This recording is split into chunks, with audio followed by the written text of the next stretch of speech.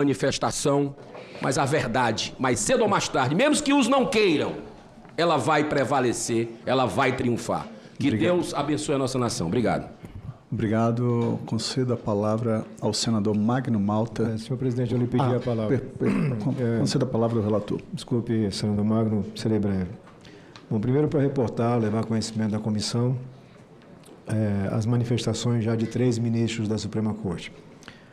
O ministro Flávio Dino se limitou a ser agressivo na mensagem, mas não fez nenhuma ameaça direta. O ministro Gilmar e, mais vocalmente, o ministro Toffoli verbalizaram diretamente a ameaça de cassação, processamento e etc. Por conta disso que a gente está fazendo aqui. E aí eu fico pensando que democracia essa turma defende. Porque a defesa da democracia já serviu de biombo para um monte de canalice.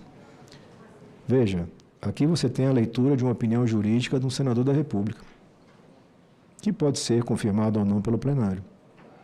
Cada fato referido aqui encontrou lastro específico, fático, foi demonstrado. E as conclusões com relação a isso, elas ficam na esfera da liberdade de cada um. Cada um dos senadores e senadoras vai se confrontar com a sua biografia, cada um vai botar sua digital, vai dizer o que acha e o que não acha. Mas é para mim muito importante, eu acho que por uma questão não sei, acho que eu fui educado assim, criado assim. Para mim o pequeno tem que ter o mesmo valor do grande. Esse é um congresso que se sente à vontade, diuturnamente, para aumentar a pena para o pobre, para ser duro com o pobre. E que em 200 anos nunca teve a coragem de investigar a conduta, porque isso daqui não condena ninguém. É apontamento de que, olha, reunimos indícios suficientes de autoria desses fatos, desses crimes. Simples. Tramitação prevista na Constituição e na legislação, não é lei nova. Esse é um país que já investigou a conduta de todo mundo, de presidente da República a vereador. Todos. Mas existe, efetivamente, essa confusão que precisa ser resolvida. As pessoas que estão sentadas na Suprema Corte não são donas do país. Elas têm o direito de falar, por último, sobre o direito, sobre a lei. E se espera sempre que o façam baseados no melhor interesse da Constituição. Mas já de há muito se habituaram a atravessar a rua, a interferir nessa casa, a interferir na casa vizinha, a fazer manifestações que são de cunho claramente político. E também, infelizmente, mais recentemente, a usar da ameaça como expediente. E aí eu tenho a obrigação de apontar com clareza, eu não me curvo à ameaça. Não me curvava cidadão, não me curvava delegado, não vou me curvar como senador da República. Eu não pedi a confiança para os sergipanos para chegar aqui e me acovardar no momento em que é preciso colocar o dedo na ferida e apontar as dificuldades que nós vivemos como país. Um país desigual, um país injusto, e onde tem gente que se acha no direito de apontar o dedo e arrogantemente dizer o que pode e o que não pode um representante do povo falar, entender, se manifestar. Mas o enfrentamento disso há de ser feito dentro dos limites democráticos. Nós precisamos enfrentar o abuso, essa tirania, dentro dos limites democráticos. Isso significa que a gente tem que votar, que a gente tem que discutir, que a gente tem que orientar o cidadão. Esse cidadão também, por sua vez, vai novamente ser chamado a votar, agora muito brevemente. E cada etapa institucional vai ser rompida, porque, vejam, se a gente dá passos atrás na história, investigar poderoso sempre foi difícil. Sempre foi difícil. Na nossa história, na história de qualquer país. Investigar rico, dono de cargo poderoso, dono de cadeira poderosa, sempre foi difícil. Sempre foi difícil. Mas não foi impossível. Porque a sociedade foi amadurecendo e chegando. Ninguém nunca imaginou que fosse ver um bilionário preso, presidente da República afastado e preso. Ninguém nunca pensou em ver general, de 4 estrelas preso. Representantes dessa casa, da Casa Baixa, da Câmara dos Deputados, presos. Por que há de existir no Brasil uma categoria que não pode ser admoestada, que não pode ser questionada de forma técnica e respeitosa?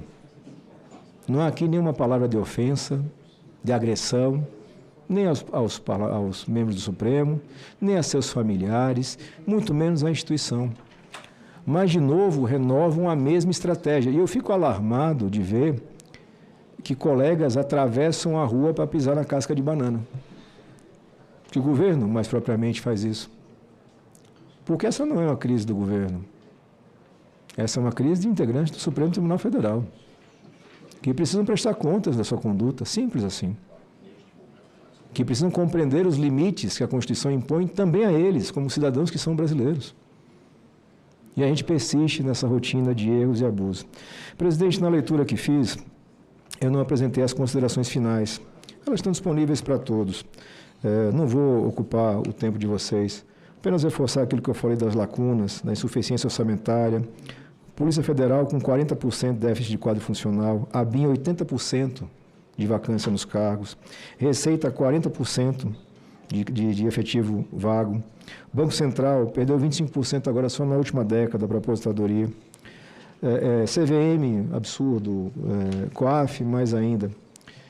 E, ao final dessa fala, registrar, senhor presidente, que os resultados aqui consolidados demonstraram que a CPI cumpriu sua missão constitucional. A CPI investigou, diagnosticou e propôs. Os indiciamentos dos ministros Supremos e do Procurador-Geral da República por crime de responsabilidade são medida inédita e historicamente necessária, porque representam a reafirmação do princípio republicano de que nenhum agente público, por mais elevada que seja sua posição, está acima da lei ou imune ao controle democrático. Não se trata de atacar ou enfraquecer o Poder Judiciário, ou muito menos se trata de disputa eleitoreira. Se trata de fortalecer o Poder Judiciário, por meio da exigência de condutas éticas e probas. O crime organizado no Brasil não é um problema limitado, circunscrito à segurança pública. É uma questão de soberania nacional. Enquanto organizações criminosas, violentas ou não, exercerem seu poder sobre territórios, populações, instituições, o Estado Democrático de Direito permanecerá fragilizado. A resposta a esse estado de coisas exige vontade política, recursos compatíveis, integração institucional e, acima de tudo, o compromisso inegociável com a legalidade e com a transparência.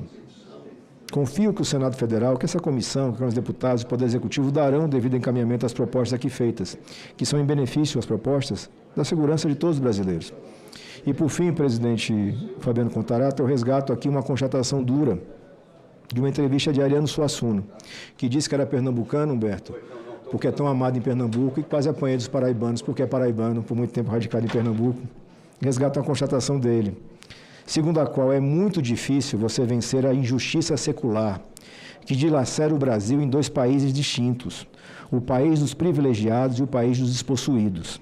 E complemento com as minhas palavras, é mesmo muito difícil enfrentar essa injustiça secular, mas não há de ser impossível. Na verdade, esse enfrentamento da injustiça se constitui uma missão urgente e fundamental, porque desistir do Brasil não pode ser uma opção. Obrigado. Concedo a palavra ao senador Magno Malta por 10 minutos.